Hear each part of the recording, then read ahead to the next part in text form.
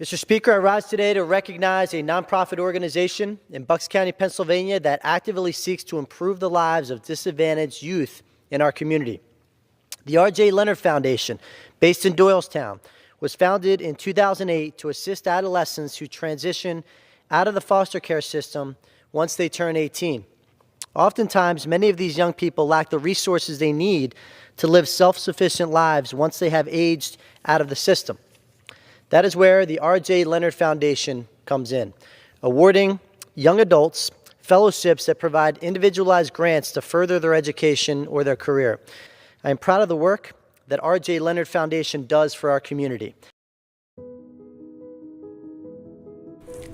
I was almost 18, almost a mother, and almost homeless. After I had my son, I didn't really have family to fall back on, and I ended up in a homeless shelter. I had to rely on a lot of people and a lot of what I'd call luck. I was in a place of just chaos. My life was very chaotic. What I've learned and what surprises me the most working with this population is how much we have and how much we take for granted and how many opportunities we have and we've been given just by being born who we are to the parents that we had. That's what moves me the most. It's a switch in mentality, going from survival tactics and what am I going to do tomorrow? How hard can I work right at this moment? Which is always tempting to stick to where do I want to be? Who do I want to be? The Leonard Foundation is a mentoring program for young people who have exited the foster care system in the Bucks and Montgomery County area. Additionally, the Leonard Foundation provides scholarships that are educational, transportation, housing, and really helps them provide any service that they need so they can pursue their education and career. The foundation started by asking me a question that I wasn't prepared for, which was, what do you want to do? What do you actually want to do, Chris? Once I moved into my apartment and I had some stability, my next goal was to start college.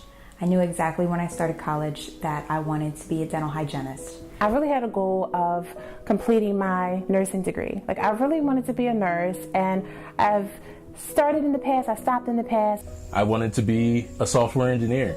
You know, the first time that I sat down and I was asked what college I wanted to go to, and at the time it was not, it was kind of a crazy period in my life, and so that was on the back burner. But you know, I laughed and I said Villanova, and you know, Joe she nodded, she wrote it down, and it became a reality. We use education as a vehicle to support the fellows into self-sufficiency. I am now a software engineer and figuring out what I want to do next, where I want to go with it, in a relatively short time. With hard work, she put the steps in place, and we knocked them down one thing at a time, and you know, and that was the first biggest accomplishment for me. I've actually can sit here and say that I graduated from the nursing program. I'm in the dental hygiene program right now, so my goal is to finish the program, become a dental hygienist. Having an education is going to give them the opportunity to pursue the careers that they're interested in. I would have never imagined that my life would have been put in a place like that. They met me where I couldn't handle the basics. They met me where I couldn't keep myself afloat. I was encouraged in a way that I hadn't really ever been before to try to make it real. They guided me in the right direction, and they taught me things that I couldn't learn on my own. Leonard has really been that family support that I needed to be able to keep myself afloat. It's been like a second family for me. So if we can continue to build this family that really cares deeply about these youngsters the same way that we do about our own families, and let's face it, they're our neighbors, and through no fault of their own, they've ended up lacking. And we have the resources to help them. Just having the support there, someone able to just remove an obstacle, it almost felt like magic. that was the big thing keeping me from the goal, and that big thing was removed. And then it was encouragement from that point on. It really felt magical to be able to actually size up an obstacle and deal with that on my own merits instead of based on what I didn't have. They really want to see you succeed, and they really care about you to the point that they go out of their way to make sure you're okay.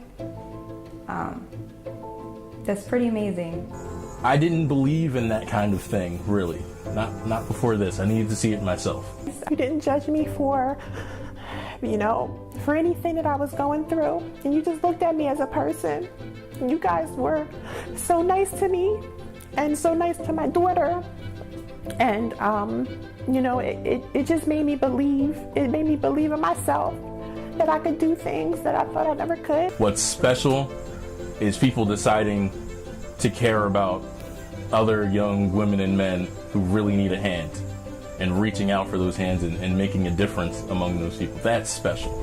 They taught me that there are people to help catch you if you fall.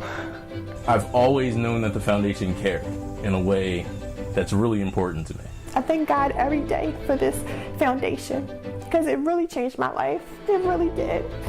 And I mean it from the bottom of my heart. They supported my end goal. They didn't just support one facet of my life. They supported everything that I needed to make sure I was able to meet my goals. They have been the most important relationships in my life. I definitely want to, help others when I'm in a position to do so, help others in the way that you guys have helped me. A team of people can shift the trajectory of somebody's life so dramatically. It doesn't take millions of dollars. It just takes love and attention